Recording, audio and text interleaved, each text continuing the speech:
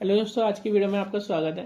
Last video में हमने क्या करा था, लूपिंग हमने देखी थी और वो भी हमने एरे ऑफ एन ऑब्जेक्ट को यूज किया था। मतलब एरे के अंदर हमारे पास ऑब्जेक्ट में डेटा था, उसको हम लूप में कैसे लूप करा रहे थे, लूप में लेके जा रहे थे, ये हम बता रहे थे। ठीक है, हम देख रहे थे इस चीज को। आज बात करने वाले हैं कि हमने कंडीशनल रेंडरिंग कैसे कर सकते हैं इनसाइड ऑफ लूप। ठीक है, मतलब लूप के अंदर हम कंडीशन कैसे लगा सकते हैं रिएक्ट के अंदर कि ये चीज है तो ठीक है, नहीं ये चीज है तो ये ठीक। कई बार ये काम आता है हमारे में। हम कंडीशन तब लगाते हैं कि यार ये मूवी अगर प्रीमियम है, ये मूवी फ्री है। कई बार आपने मूवी वेबसाइट देखी होंगी जिसके अंदर आप ना जब तक पे नहीं करते हो तो वो फ्री नहीं दिखाती है, प्रीमियम दिखाती है, जिसपे प्रीमियम होते हैं। तो हम बटन को कि ये भाई ये प्रीमियम है या नहीं है, ये सारी चीजें कैसे कर सकते हैं हम ये देखते हैं। हमारे पास ये डेटा है जिसके अंदर प्रोडक्ट है, नेम, प्राइस और ये अवेलेबल, ट्रू एंड फॉल्स। इस डेटा को मैं ले लेता हूँ, कॉपी करता हूँ इस डेटा को, प्रोडक्ट के डेटा को, और मैं अपनी एप्लीकेशन पे चलता हूँ। इसको क्या करता हूँ, प्रोडक्ट को इस तरह से कमेंट कर देता हूँ। कमेंट करने के बाद मैं इस प्रोडक्ट को यहाँ पे रिप्लेस कर देता हूँ जो हमने यहाँ पे दिया था।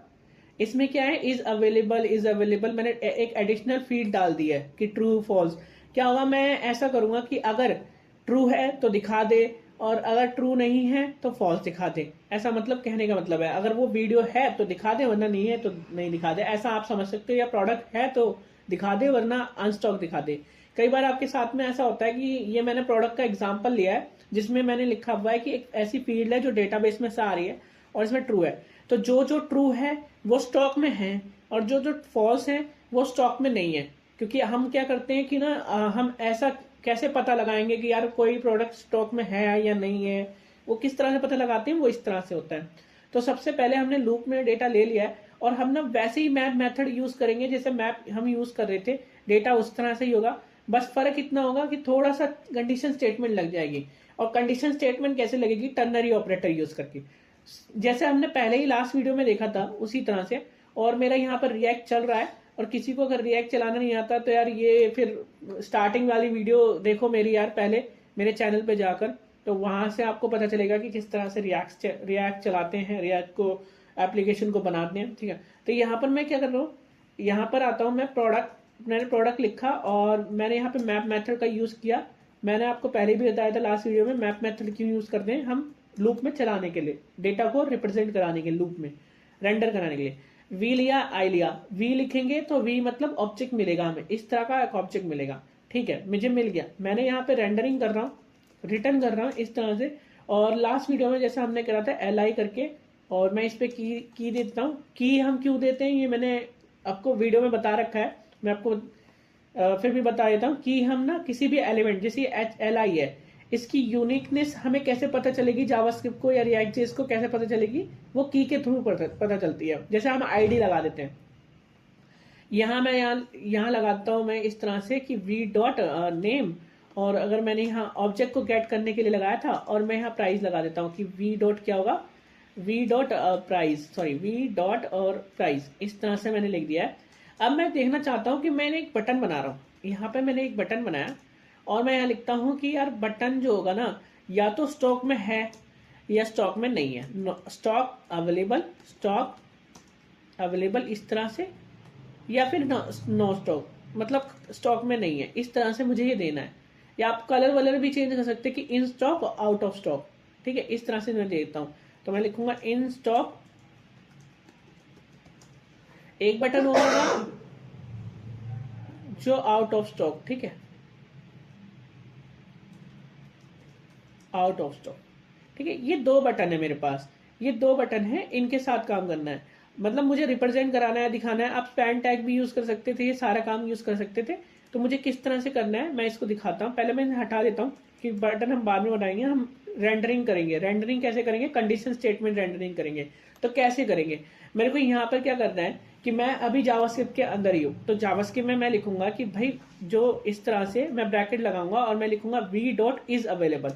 क्या इज अवेलेबल है, इस तरह से लिखूंगा और मैं लिखूंगा कि इज अवेलेबल है तो ये कर दो वरना ये कर दो, क्योंकि जावास्क्रिप्ट तो मैं लिख सकता हूँ। तो मैं यहाँ पे लिख देता हूँ कि भाई ये कर दो या ये कर दो। जैसे मैंने यहाँ पर कर रखा है, मैंने क्या कर रखा है कि अगर ब्रैकेट में इज अवेलेबल है, ये टर्नरी ऑपरेटर यूज कर रहा हूँ और कुछ नहीं है। टर्नरी ऑपरेटर में यूज कर रहा हूँ, जिसमें मैं ये ब्रैकेट लगा रहा हूँ और ये मैं यूज कर रहा हूँ कि भाई वी डॉट मतलब जो ये इज अवेलेबल है, अगर ये ट्रू है तो मुझे ये दिखा दे, ठीक है, रेंडरिंग कर दे, वरना मुझे क्या रेंडरिंग करना है वो, ठीक है। तो इस तरह से मैं करने वाला हूँ और ब्रैकेट लगा लेता हूँ ये वाले। मैं क्या करूंगा, इन ब्रैकेट में क्या करूंगा, बटन लेके जाऊंगा। तो कैसे बटन लेके जाएंगे, जैसे मैंने यहाँ पर दिखा रखा है कि ब्रैकेट लगाया है इन्होंने और मैंने यहाँ स्पैन टैग यूज कर रखा है, तो स्पैन टैग आप यूज कर सकते हो, मैं बटन यूज करता हूँ, ये कुछ भी यूज कर सकते हो, ऐसा कुछ नहीं है। तो मैं यहाँ लिखा हूँ स्पैन, ठीक है, और मैं लिखूंगा स्पैन अगर अवेलेबल है, अगर ट्रू है तो इस वाले खाने में आ जाएगा जहां पर मेरा इन स्टॉक है, अगर ट्रू है। और अगर ट्रू नहीं है तो मैं इस वाले खाने में आ जाऊंगा कि भाई span tag out of stock. ये होती है कंडीशन रेंडरिंग। और स्पेस मत देना, वो थोड़ा बहुत स्पेस दे सकते हो। ये क्या हुआ, टर्नरी ऑपरेटर यूज कर रहे हैं कि अगर वो अवेलेबल है, अगर वो ट्रू है तो वो इसको रिप्रेजेंट करेगा, मतलब इसको दिखाएगा, अगर वो ट्रू नहीं है तो इसको रिप्रेजेंट करेगा। हाल ही में ये चीजें चलती हैं, इस तरह से करती हैं। मैं इसको यहाँ पर ये वाला हाइफन वाला निशान लगा देता हूँ ताकि स्पेस बना रहे। और मैं अब देखता हूँ और मैं अपने रिएक्ट वाले इसमें जाता हूँ, तो देखो apple in stock, banana out of stock, in stock.